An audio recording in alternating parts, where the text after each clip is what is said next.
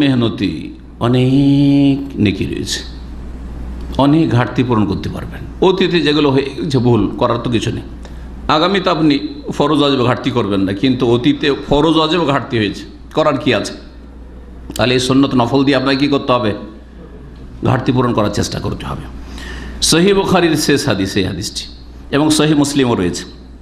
আবু হুরায়রা রাদিয়াল্লাহু তাআলা আনহু থেকে বর্ণিত, রাসূলুল্লাহ সাল্লাল্লাহু আলাইহি ওয়াসাল্লাম বলছেন, কালেমাতানে, দুটি ওয়ার্ড আছে। বাক্যকে ওয়ার্ড বলেছেন নবী সাল্লাল্লাহু আলাইহি ওয়াসাল্লাম, আমরাও বলি। আপনার সাথে একটা কথা আছে, হ্যাঁ, একটা কথা বলতে কি 5 মিনিটও শেষ হয় না। একটা কথা বললে মেলাটি কথা বলেছেন, অনেকগুলি কথা বলে দিয়েছেন, তাই না? আমরা যেমন বলি ঠিক ওই রকমই। দুটি বাক্য আছে, খাফিফাতানে আলাল লিসান, জবানের ওপর খুব হালকা, বলতে একেবারে সহজ, মুখস্থ করতেও সহজ, কোনো মেহনত পরিশ্রম লাগে না, কষ্ট লাগে না। আর কি? সাকিলাতানে ফিল মিজান, জবানে হালকা আর ভারী কিসে? মিজান, আল্লাহ পাকের যে দাঁড়ি পাল্লা হবে নেকি গুনাহ মাপার, নেকির পাল্লাতে সাকিলাতান অনেক ভারী হবে সেটা। হাবিবাতান ইলার রহমান, এবং মহান দয়াবান আল্লাহ পাক রব্বুল আলামিনের কাছে বড়ই প্রিয় এই দুটি কথা, এই দুটি বাক্য অত্যন্ত প্রিয় আল্লাহ পাকের কাছে। কি সেই দুটি? সুবহানাল্লাহি ওয়া বিহামদিহি একটি, ও সুবহানাল্লাহিল আজিম। সুবহানাল্লাহি ওয়া বিহামদিহি, আল্লাহ পাকের প্রশংসার সাথে সাথে পবিত্রতা ঘোষণা করছি। আল্লাহকে পবিত্র ঘোষণা করলেন সমস্ত ত্রুটি থেকে, আর আল্লাহ পাকের গুণগানও পেশ করলেন।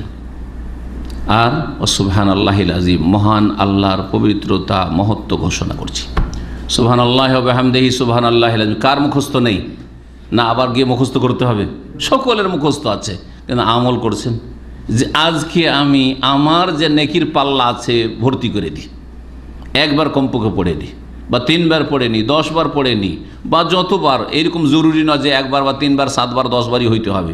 আপনি রাস্তায় চলছেন, পড়তে অসুবিধা আছে নাকি? পায়ের কাজ করছে, যাবেন গন্তব্যস্থানে, হেঁটে যাচ্ছেন।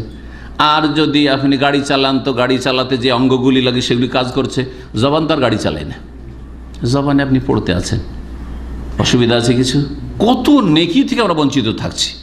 বরং সারা দিনে একবার এত মূল্যবান দুটি কালেমা বাক্য পড়ার তৌফিক হয় না, আর কয়েক ঘন্টা নেট নিয়ে বসে থাকছেন। কি জবাব দেবেন আল্লাহ পাক রব্বুল আলামিনকে? কোনদিন চিন্তা করেছেন আপনি?